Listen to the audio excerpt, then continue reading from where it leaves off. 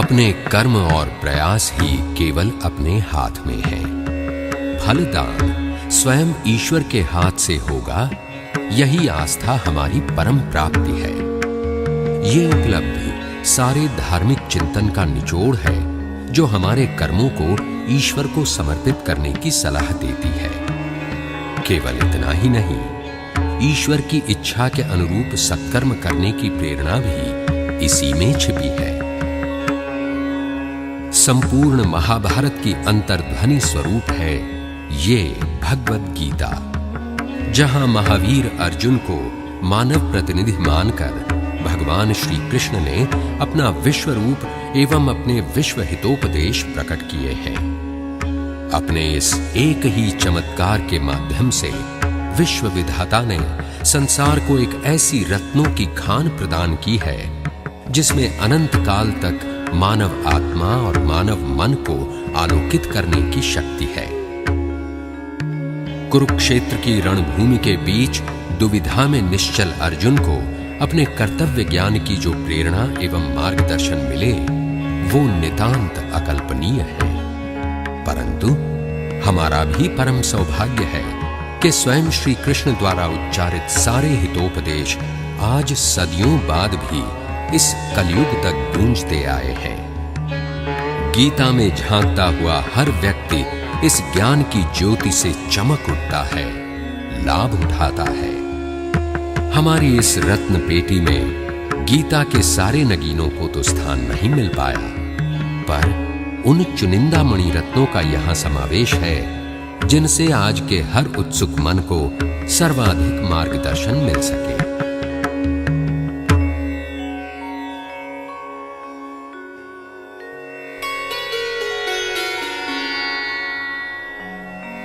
अशोच्यानन्वशोचस्त्वम् प्रज्ञावादांश्च भाषसे गतासूनगतासूंश्च नानुशोचन्ति पंडिताः। श्री भगवान ने कहा, तुम पांडित्यपूर्ण वचन कहते हुए उनके लिए शोक कर रहे हो जो शोक करने योग्य नहीं है। जो विद्वान है वे न तो जीवित के लिए न ही मृत के लिए शोक करते हैं। न जायते म्रियते वा कदाचित् नायं भूत्वा भविता वा न भूयः अजो नित्यः शाश्वतोऽयं पुराणो न हन्यते हन्यमाने शरीरे। आत्मा के लिए किसी भी काल में न तो जन्म है न मृत्यु। वो न तो कभी जन्मा है, न जन्म लेता है और न जन्म लेगा। वो अजन्मा, नित्य, शाश्वत तथा पुरातन है। शरीर के मारे जाने पर वो मारा नहीं जाता। वासांसि जीर्णानि यथा विहाय नवानि गृह्णाति नरोपराणि तथा शरीराणि विहाय जीर्णानि अन्यानि संयाति नवानि देहि। जैसे मनुष्य पुराने वस्त्रों को त्याग कर नए वस्त्र धारण करता है, वैसे ही आत्मा पुराने तथा व्यर्थ शरीरों को त्याग कर नवीन शरीर धारण करती है। नैनं छिन्दन्ति शस्त्राणि नैनं दहति पावकः न चैनं क्लेदयन्त्यापो न शोषयति मारुतः।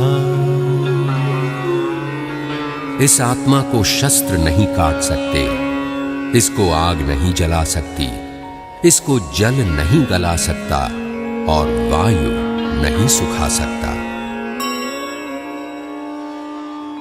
जातस्य हि ध्रुवो मृत्युर्ध्रुवं जन्म मृतस्य च तस्माद् परिहार्येऽर्थे न त्वं शोचितुमर्हसि।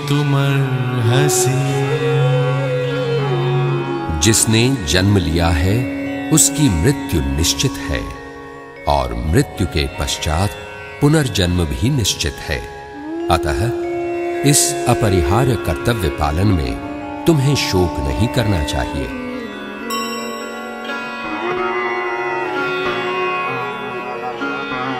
सुख दुःखे समे कृत्वा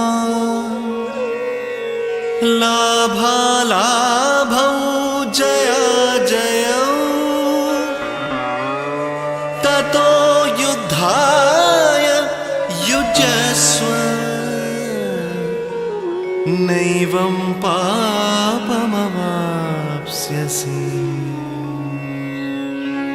जय पराजय, लाभ हानि और सुख दुख को समान समझकर उसके बाद युद्ध के लिए तैयार हो जाओ।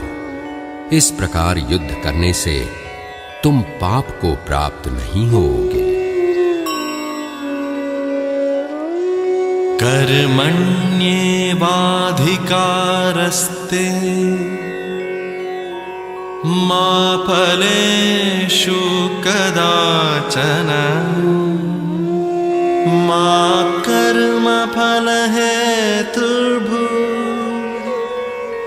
मा ते संगोऽस्त्वकर्मणि। तुम्हारा कर्म करने में ही अधिकार है, उसके फलों में कभी नहीं। इसलिए तुम कर्मों के फल का हेतु मत होना तथा तुम्हें कर्म न करने में भी आसक्ति न हो। प्रजहाति यदा कामान् सर्वान् पार्थ मनोगतान् आत्मन्येवात्मना तुष्टः स्थितप्रज्ञस्तदोच्यते। श्री भगवान बोले, हे अर्जुन, जिस काल में ये पुरुष मन में स्थित संपूर्ण कामनाओं को भली भांति त्याग देता है और आत्मा से आत्मा में ही संतुष्ट रहता है, उस काल में वो स्थित प्रज्ञ कहा जाता है। यदा संहरते चायम् कूर्मूंगानीव सर्वशः इन्द्रियार्थेभ्यस्तस्य प्रज्ञा प्रतिष्ठिता। कछुआ सब ओर से अपने अंगों को जैसे समेट लेता है, वैसे ही जब ये पुरुष इंद्रियों के विषयों से इंद्रियों को सब प्रकार से हटा लेता है, तब समझना उसकी बुद्धि स्थिर है। आपूर्यमाणम् अचल प्रतिष्ठम् समुद्रमापः प्रविशन्ति यद्वत् तद्वत् कामायम् प्रविशन्ति सर्वे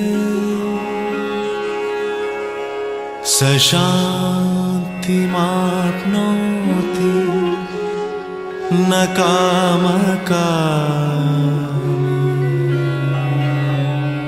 जैसे नाना नदियों के जल सब ओर से परिपूर्ण अचल प्रतिष्ठा वाले समुद्र में उसको विचलित न करते हुए ही समा जाते हैं, वैसे ही सब भोग जिस स्थित प्रज्ञ पुरुष में किसी प्रकार का विकार उत्पन्न किए बिना ही समा जाते हैं, वही पुरुष परम शांति को प्राप्त होता है, भोगों को चाहने वाले नहीं।